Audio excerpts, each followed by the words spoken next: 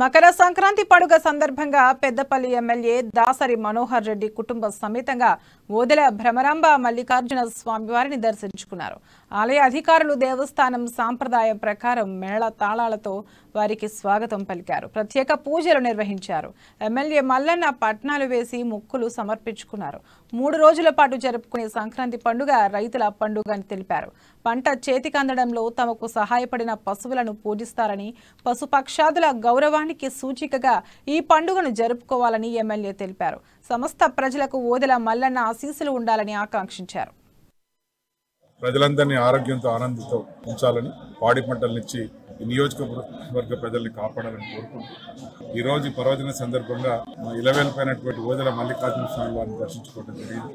ఆ స్వామివారిని ఈ ప్రజలందరూ కూడా సంతోషంగా ఉండాలని, ధనధాన్యాలతో ఆరోగ్యంతో ఆనందంతో ఉండాలని స్వామివారిని కోరుకోవడం జరిగింది. మరి ఇక్కడికి ఇచ్చేసినటువంటి మా నాయకులందరికీ, ప్రజలందరికీ ప్రత్యేకంగా స్వామివారి ఆశీస్సులు మెండుగా ఉండాలని, ఈ సంక్రాంతి పండుగ సందర్భంగా ప్రజలందరికీ శుభాకాంక్షలు. ఈరోజు మకర సంక్రాంతి.